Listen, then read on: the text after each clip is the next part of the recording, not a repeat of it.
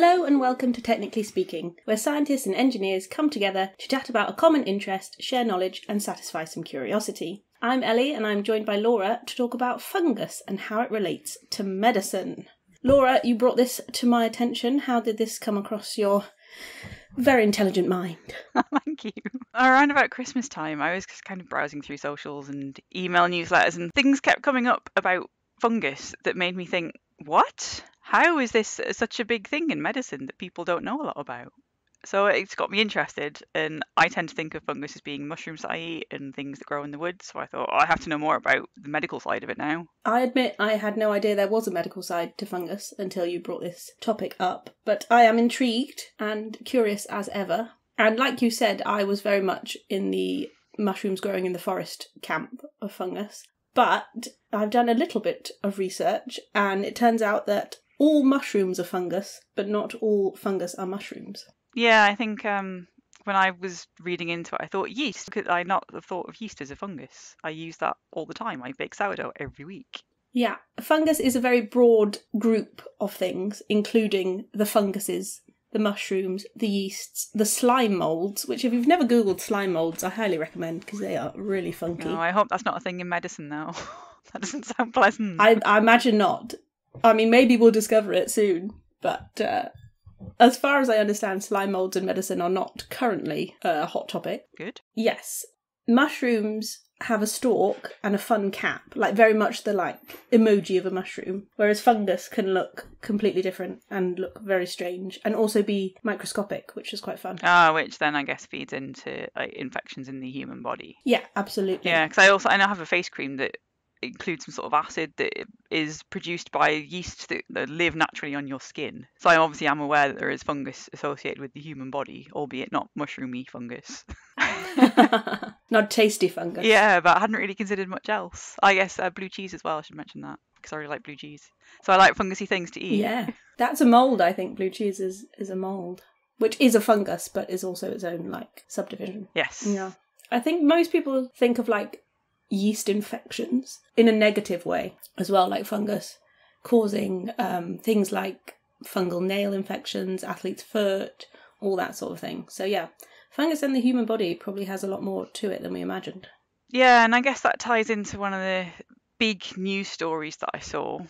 I thought it was big anyway, which was about redesigning an antifungal drug, because apparently it's really toxic to people. It just happens to be slightly more toxic to the fungus. And they looked at the mechanism of how it acts on the fungus and on the human body, and then modified its structure so it was less toxic to humans but still had some effect on the fungus. I thought, that's cool. That is cool. I appreciate that. It's like side effects, right? So you're getting rid of the fungal infection, but you also feel really rubbish. But I guess they've improved it so that you don't feel quite so bad. So the drug or the molecule is called amphotericin B, and it has a short-term effect of flu-like symptoms, but then long-term it's hideously toxic to the kidneys. Oh. So what it does, it forms this porous medium that extracts the cholesterol from the kidneys and just stops them from functioning. That sounds horrible. Exactly. But then it also sounds like some fungal infections are incredibly terrible and kill about, I think it's 1.5 million people worldwide annually. Wow. That's surprisingly high. I didn't think it was that high either. So it's either definitely be killed by the fungus, it sounds like, or maybe be killed by the treatment. I mean, neither of those sound like great options. I'm surprised fungus is so high because I feel like we always hear about viruses, we always hear about bacterial infections, but we never hear about, this person's got a really serious fungal infection. No, again, you tend to think of things like athlete's foot, which people aren't too bothered about. But it sounds like they tend to infect people who have already immunocompromised in some way. So they're already not well because they're, having cancer treatment or something, or recovering from major surgery. And then the immune system is not so hot at that time. Exactly, yeah. So if you inhale some, spores or something from the fungus, there you go. Well, that's another 2024 bingo card, a horrible fungal infection. But they've improved it, so at least it's a little bit of a positive spin. One of the reasons it's not improved so much is because in comparison to other things like viruses and bacteria, it doesn't affect as many people in as terrible a way. So although it kills a lot of people, it's still pretty niche. I mean, to be fair, 1.5 million annually probably isn't that high compared to all the big hitters that we hear about more often. It's still bad, but I guess it could be more deadly. I'm not sure what I'm advocating for here. More awareness of Better fungal treatment. I get two women that are tired to talk about bacterial and fungal infections, and it takes a fairly dystopian turn.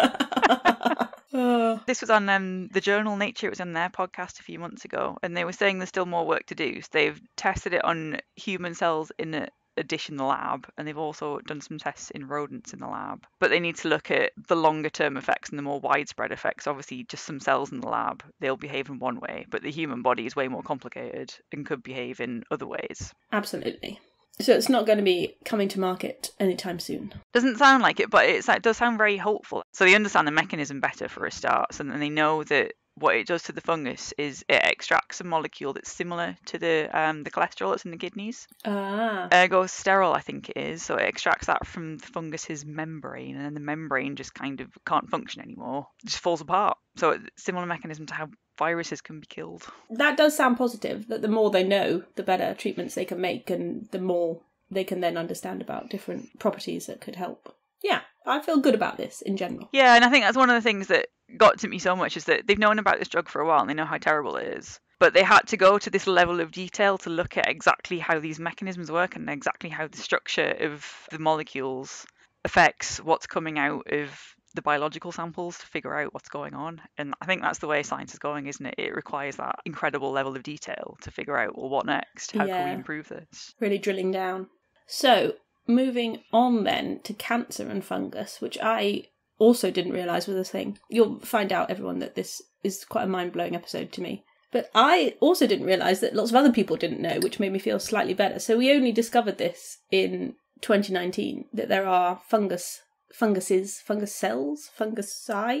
inside cancers, which I think is absolutely bizarre. This was the other thing that popped up on my social media around about Christmas time. It was just something on Twitter, like a one-liner, of we have found this new thing in more detail. And I thought, what? There is fungus living in cancers? I did not know this. More people should know this. More people should know this. How did they find this out?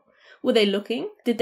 Were treating cancers and, they do biopsies and remove tumours and all sorts, and then looked closer and were like, holy moly, there's some fungi in here. So I found that research paper from 2019, and I don't think they were actually the first research group to observe this. They just set their study up in a different way to others. So there are a few research papers from earlier on that were like, we've analysed DNA from breast cancer, say, and we found all these markers for a microbiome. So not just bacteria or viruses, but we found fungus in there as well. Or markers for fungus, I should say. Right. But then this 2019 study was looking at pancreatic cancer. And there's obviously fungus living in your gut. Quite happily, some of it's meant to be there. It's good for you. Which I also didn't know. This is going to just be me on repeat like a broken record. I didn't know this. Yeah, but apparently to scientists in that field, it's quite well known and they're not too surprised by it. Okay, there's fungus living in my guts. That's fine. I'm making my peace with that. But so what they were wondering is, can the fungus also get into the pancreas, and what effect does that have on cancer? So this was a study that they did using mice, I think, in very controlled environments. So they would give them antifungal drugs. It's the same as amphotericin B, which I just talked about. So I was wondering what the effect on the mice was if it damages your kidneys. Yeah. I assume they wiped out all the fungus that were living in the mice and then carefully reintroduced a certain type of fungus to see whether different fungi had different effects. Right. And I think that one got a lot of interest because they were also saying the fungus seemed to cause cancer, which has since been disproven in that particular type of cancer. Oh. Yeah, as I say, there were a few studies beforehand that said, yeah, we found markers for fungi in these different cancers. We don't really know how they got there. Is it worse? Like, if you've got breast cancer, obviously that's terrible in the first place, but if you've got breast cancer and fungus in your breast cancer tumours, is that like more dangerous, more aggressive, or do we not know yet? There is still research ongoing to figure out exactly what. So there were things like they tended to observe it more in people over 50, I think. Okay.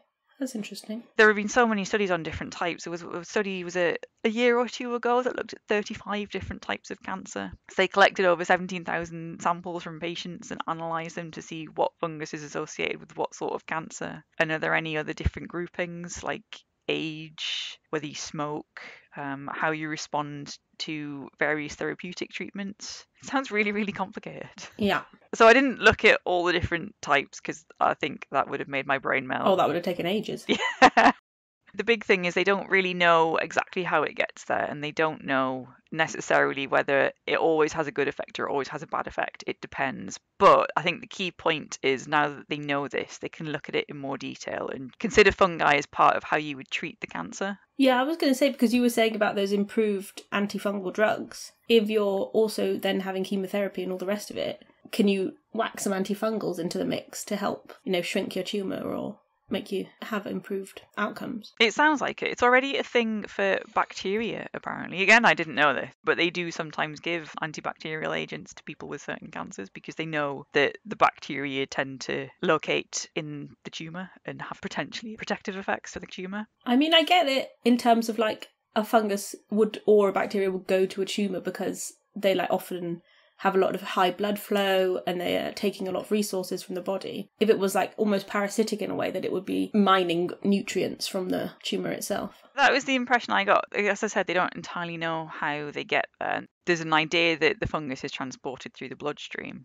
And then obviously it gets to a place it must like. So it hangs out there and it's kind of protected there. So the body's immune system can't get to it, which it normally would. I suppose, that's also true because a tumour is obviously then sort of outside the body's immune system, like it's still growing sort of thing. And the person is getting iller. And then if they're travelling in the bloodstream, they would end up there and then they are protected from the immune system and they've got access to all the blood flow and the nutrients. So, yeah, that does make sense. Yeah. There's still this idea that, I guess this is why it's currently being researched, because this is a really new idea, that the fungus helps promote cancer growth. But then it has to get there to begin with and, I don't know, start some sort of colony. I don't know if that really is likely or if it is more what we're thinking, whether there's the tumour first. And the fungus says, oh, this is quite a nice place to hang out. Yeah. I'm really intrigued how the two would be interlinked, unless the fungus that you had anyway was then damaging your cells in some way, which would then lead potentially to a cancer. But I don't know how that would work. I wouldn't know enough about how they would interact. No, I mean, there's an example from cervical cancer in women. There's a virus, isn't it? That's what they look for when they do that test on you. They're looking for the virus.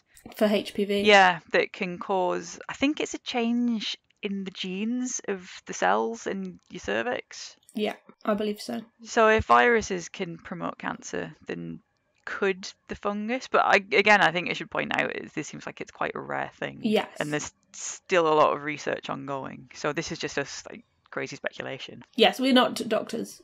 Well, Laura is, but not a medical doctor. Yeah, don't take medical advice from someone with a PhD in computational chemistry.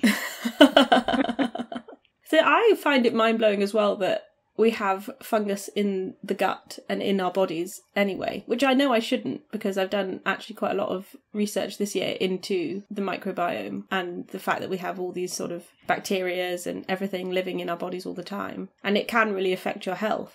But I never considered fungus as part of that sort of flora of things that are living in your intestines. No, do you think that's because, going back to what we were saying up top, it's because we tend to think of fungus as just the mushrooms that you get in the garden? I think it must be.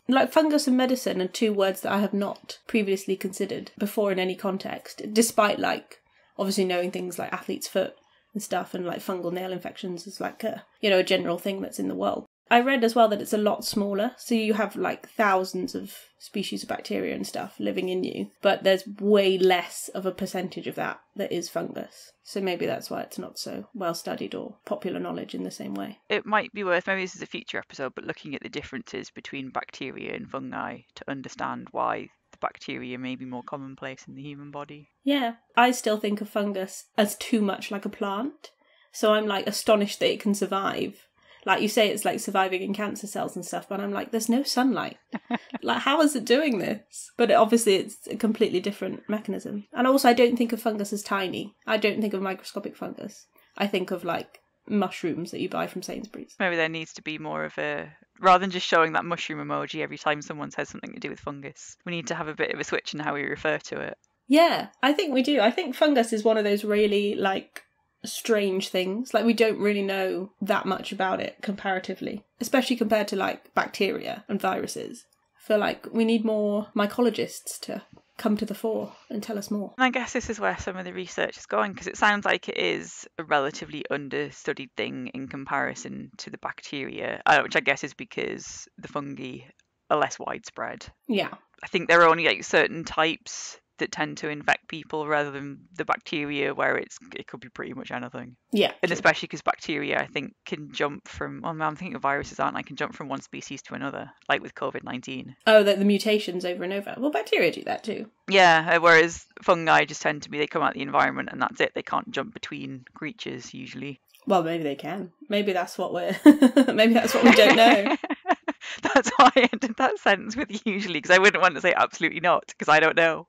It's an unstudied thing. Yeah. And also because we're finding out more and more about how the gut bacteria influence like mental health diseases and stuff, and like whether certain bacteria present in your gut are like an indicator that you might have Alzheimer's down the line, or all these sorts of things. Or you can have inflammatory depression caused by certain bacteria, or like definitely compounded by bacteria. And if you treat that with anti-inflammatories, people see like a huge improvement because effectively you've helped kill some of the things that's compounding your symptoms. So I wonder then if you could treat it with a similar approach, like if you could change the microbiota within you, would you then have like less chance of developing a certain cancer in the first place? And then I guess you'd have to look at how far do you take it. So I really like the idea of if you change something in your gut, that can change your mental health for the good. Yeah. Imagine if all these people that are depressed and don't really have a reason for being depressed, like they can't figure out what the source is. It's suddenly, you just need to alter your gut bacteria, start eating these foods. Have some kombucha. Suddenly people are a lot happier. And that's all it took, because of this incredibly detailed way of understanding the human body and all the myriad interactions of things that live in it. Yeah. Isn't that insane? It's still mind-blowing to me. If anyone wants to read a book about this, The Immune Mind by Dr. Monty Lyman, I interviewed him for work and he was absolutely fascinating. But his book is all about the interactions between the gut and the mind and mental health. And he is a medical doctor, so we can trust him much more than you can trust me and Laura. Yeah, so if mine and Ellie's job is to interview the scientists that work on these things day in, day out, we can translate some of that information for you, but go to the source for 100%. This is what it is. Go to the source. So, yeah, I guess then it comes on to treatment, doesn't it? If we kill the cancer, are you killing the fungus? Or does it then retreat back into wherever it came from? Is it the same fungus that was living peaceably in your gut the whole time before you got sick? Or is it like a different mutation? I guess funguses can mutate, surely. They must grow quite rapidly. Yeah, they must evolve somehow. So, presumably, but is it likely just because you've removed the thing that it's been living in? I think not. We need to know more about the interactions, I think. Like, how interlinked are they? Is it just living there because it's a nice place to live? Or is it involved in the disease in a way that we didn't think it was? My mind's sort of reeling with, well, how would you figure out what came first? It's one of those chicken and egg things that science will eventually solve. Yeah, I guess if we only found out that this was a thing sort of late teens, 20 teens, then 20 years from now maybe we'll have much more of a clue about how it's all related. Reading into what is already out there on this, there are a lot of articles that were really making the point that having fungi around isn't necessarily a problem. You are not definitely going to get cancer because there is this fungus somewhere and you should take drastic measures to avoid it. They were very much saying it is nothing to be concerned by. Scientists are sciencing to figure out more, though. Yeah, it's the same thing, isn't it? We have 700 species of bacteria living in our mouths. And that is not inherently bad. That's just the way the human body is. But a good oral hygiene is important, everyone. So brush your teeth. This gets onto a probably slightly different topic. Like, the human body is evolved to combat a whole different range of stuff constantly attacking it from the natural world, right? Yeah. And then humans decide that we're going to start applying all these cleaning products to everything and try and eradicate all this stuff that is perceived to be bad, which just makes it worse sometimes. Yeah, that's true. If you're, Dettol says wipes out 99.9% of bacteria, that's fine, I suppose, but not necessarily all the bacteria we need to wipe out. Creates this interesting thing is the 1% that's left. Is that really resistant and then really hard to tackle? Or did you just not wipe behind the kettle properly? Probably more likely that, to be honest. But if it doesn't have those other bacteria and whatever else to compete with for resources, it'll just get stronger and stronger, and then you're creating a problem. I say clean less. Yeah. That's the hot takeaway from this episode. Clean less, but do brush your teeth. Pretty much. I mean, there's way more to go at with cancer and challenges surrounding that, because there are things to do with like genetic factors as well, aren't there? Oh yeah, I mean, no cancer is just one treatment fits all. Every body is going to respond differently to different treatments. But I am going to keep an eye on this. I feel like this is super interesting. Oh, well, I'm glad I could bring it to your attention and give you a new hobby. Yes, thank you. Yeah, I'm going to be silently reading fungus and cancer papers for the next 10 years, see what happens. Yeah, or maybe at least the summaries, because trying to read some of these papers, I mean, you would really need to have studied it for years. There is a lot of jargon. That is my pet peeve with papers. I don't need jargon. If you tell me that you've discovered, because I read a lot of animal papers and like dinosaur discoveries and all this sort of thing. If you've told me you've discovered a new species and it's got a big head and the head is 2 meters long, just write that. Just write that one sentence. That is all I need to know. I don't need, like, measurements of the jaw and this, that and the other, and the orbits are twice as big as this other specimen you found 10 years ago. I try to care. I really do, but I can't. It does kind of give people like us a job for life, though, of translating this jargony stuff into something more engaging for a wider audience. Yeah, that literally is my job. So actually, maybe I don't want the the one sentence summary. And at the same time, it would be nice if science were made more accessible in that way. And I'm sure we'd still have plenty of work to do. Yes, absolutely. We'd always find something to talk about. Well, I think we've probably drifted off topic just enough, seeing as I've managed to bring up dinosaurs in a fungus cancer episode. But that has been absolutely fascinating. I have learnt many things that I did not know previously. And I think it's really cool that we have fungus living in our bodies. And hopefully, the more we look into new drugs, the more we look into their relationship to cancers, the better treatments can be made and sought out and tested. And we'll find out more things all the time. Thank you very much for listening, and we'll see you for our next episode. The views expressed in this podcast belong entirely to the person that said them. They do not represent any industry or organisation. If you enjoyed listening to these views, it would really help us out if you could rate us, leave a review and tell a friend. This podcast was sponsored by no one, but if you're interested in funding us to continue to have frank discussions about science and engineering, please get in touch.